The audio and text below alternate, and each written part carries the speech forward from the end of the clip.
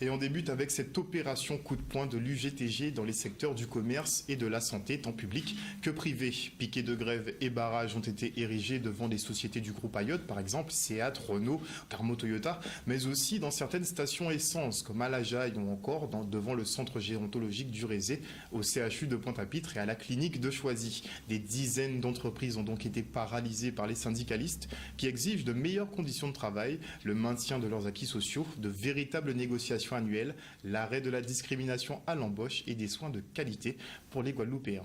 Anne-Elisabeth Artsen. Nous avons un mouvement de grève reconductible 72 heures, je dis là. 72 heures dans toutes les entreprises où l'UGTG est implanté. Principalement, action là, c'est les camarades de l'UGTG qui dans les entreprises et qui n'y problème je dis là. Nous faisons en CND, en conférence nationale des cadres, et nous recensons un certain nombre de problèmes que les travailleurs ont rencontrés dans les entreprises là, et c'est pour ça que nous là.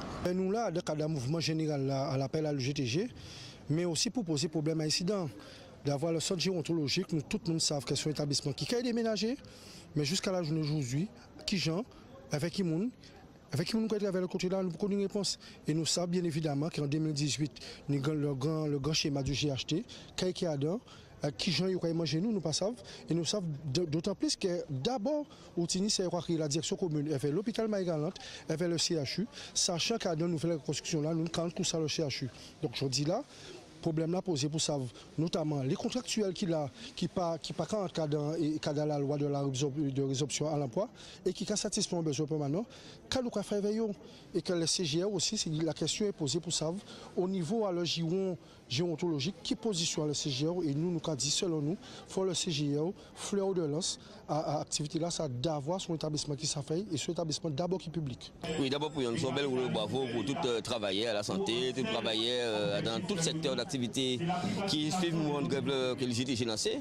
Et c'est que le mandat de la santé, on voit que la mobilisation a bien soutenu, surtout dans les établissements privés qui ont gommé pour ouverture de négociations dans le secteur de la santé, puisqu'on a rappelé que l'Union convention collective qui n'a pas qu'à modifier, pas qu'à faire évoluer, pas qu'à négocier les salaires.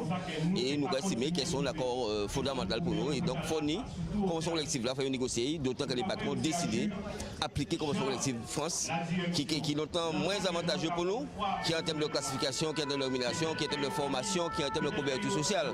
Donc, les camarades des cliniques privées comprennent ça. Ils ont là, il y a largement un mouvement. Dans le secteur public là, c'est encore plus grave. C'est dégradation des conditions de soins, c'est absence de matériel, de personnel, non pas des absences qui rendent les soins de plus en plus difficiles, de plus en plus inacceptables.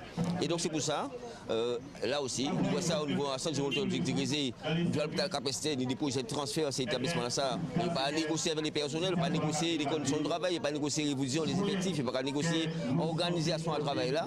Donc, c'est pour ça que nous aujourd'hui là, c'est pour ça que nous continuons à continuer à dire ça, la santé à pas en marchandise. On ne peut pas encore une fois faire imposer travail à la santé, travailler dans des conditions aussi inacceptables, pour ne pas imposer des malades des situations aussi inacceptables. Nous soignants, nous décidons de Gaolé et nous sommes très fiers de voir que nous sommes capables de faire toujours. De toute façon, tout ça est déjà prévu, tout ça est déjà annoncé, tout ça qui est mené à ça. Et une nouvelle loi là, que même en France, on peut des dégâts faits et que nous qui sommes petits encore, qui fait nous 2 fois 4, 2 fois plus de dégâts. Donc en gros c'est un ras-le-bol général, la sécurité, le nettoyage avec un peu d'autres secteurs différents qui a montré ras-le-bol à eux en gros. Donc nous espérons que c'est là qu'il faut comprendre les décisionnaires surtout, qui tiennent compte des situations là et qui évitent toutes les répressions syndicales, tous ces soucis là nous avons rencontrés là, surtout en tant que salariés.